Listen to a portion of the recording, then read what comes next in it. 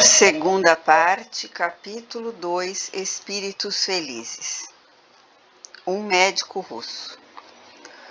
O Sr. P. era um médico de Moscou, tão distinto pelas suas eminentes qualidades morais quanto pelo saber.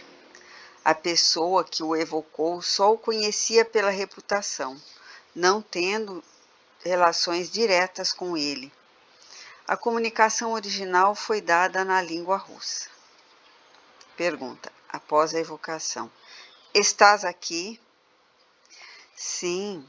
No dia da minha morte, insisti em apresentar-me, mas resisti a todas as minhas tentativas de fazer-te escrever.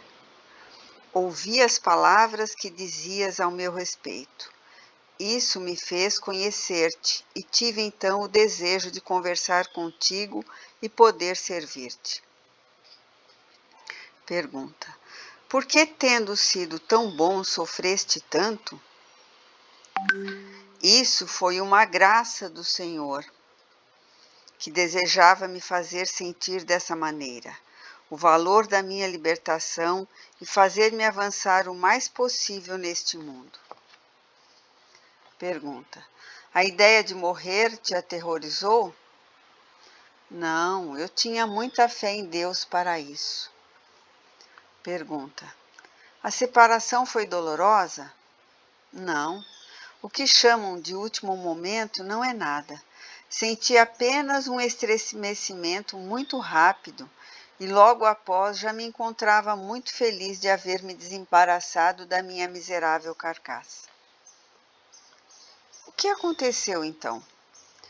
Tive a ventura de ver que numerosos amigos vinham ao meu encontro, desejando-me boas-vindas, principalmente aqueles que eu tivera a satisfação de ajudar. Pergunta. Em que região estás?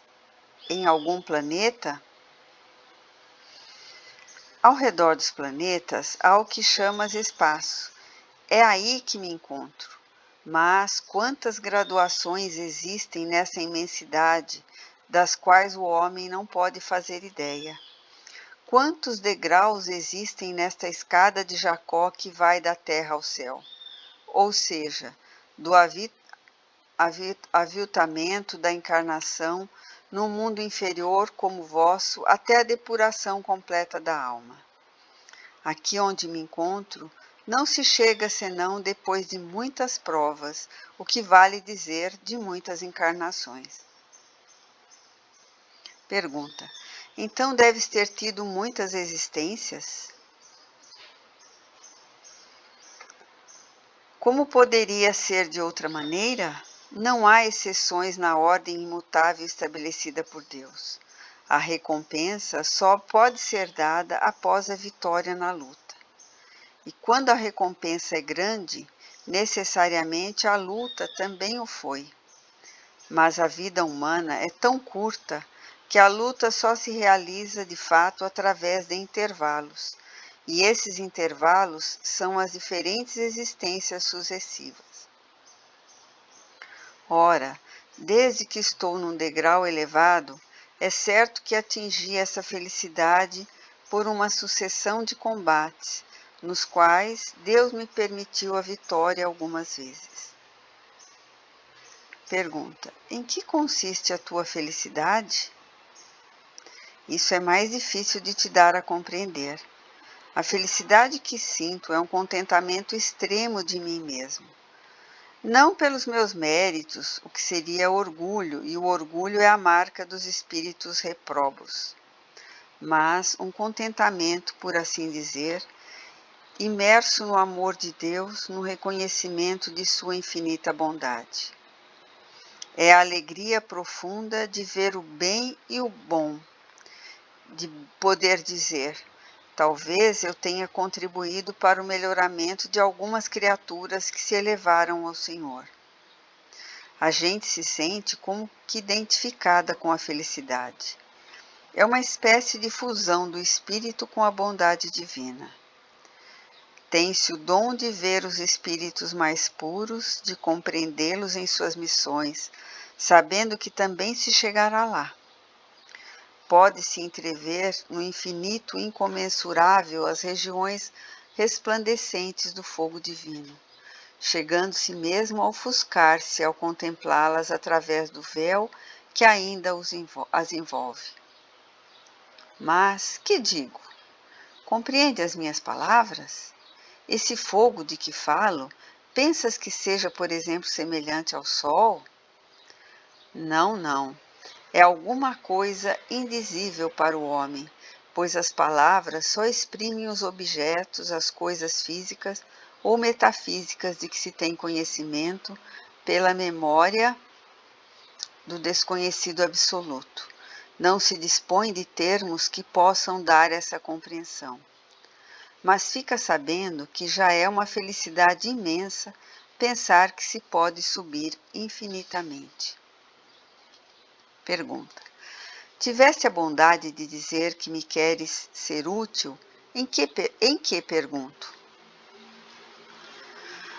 Posso ajudar-te nos momentos de desânimo, amparar-te nas fraquezas, consolar-te nas angústias. Se a tua fé for abalada por alguma perturbação e te sentires vacilante, chama-me, chama-me. Deus me dará as palavras necessárias para lembrá-lo a ti e reconduzir-te a ele. Se te sentires prestes a sucumbir sob o peso das tendências que tu mesmo te reconheces culpado, chama-me. Eu te ajudarei a carregar a tua cruz, como Jesus foi ajudado a carregar a dele, aquela em que devia tão altamente nos proclamar a verdade e a caridade. Se fracassares ao peso das amarguras, se o desespero te dominar, chama-me. Eu virei tirar-te desse abismo falando-te de espírito a espírito, lembrando-te o cumprimento dos deveres que te competem. Não em virtude de considerações sociais e materiais, mas pelo amor que sentirás em mim, amor que Deus dispensou ao meu ser para que o transmita aos que ele pôde salvar. Tens, sem dúvida, amigos na terra. Eles partilham talvez das tuas dores e talvez já te socorreram. Nas aflições, vai procurá-los, levar-lhe os teus lamentos e as tuas lágrimas, e eles te dão em troca essa prova de afeição, que são os seus conselhos, o seu apoio, as suas atenções. Pois bem, não pensas que um amigo daqui seja também um bom achado? Não é consolador poder dizer, quando eu morrer, os meus amigos da terra estarão à minha cabeceira orando por mim e chorando sobre mim. Mas os meus amigos do espaço estarão no limiar de nova vida e virão sorridentes ao meu encontro para me conduzirem ao lugar em que eu tiver merecido pelas minhas virtudes? Pergunta: por que mereci a proteção que me queres dar? Eis porque me liguei a ti desde o dia da minha morte. Eu te vi como espírita, bom médium e adepto sincero. Entre os que deixei nesse mundo, não vi ninguém em melhores condições. Então resolvi contribuir para o teu progresso. Sem dúvida, no teu interesse, mas ainda mais no interesse de todos os que chamaste para os encaminhar à verdade. Vês que Deus te ama bastante para fazer-te missionário. Todos ao teu redor, pouco a pouco, vão partilhando das tuas crenças. Os mais rebeldes não deixam de te ouvir e um dia verás que te aceitam. Não os abandones. Prossiga sempre, malgrado as pedras do caminho. Toma-me como bordão na tua fraqueza. Pergunta: não me considero digno de tão grande favor.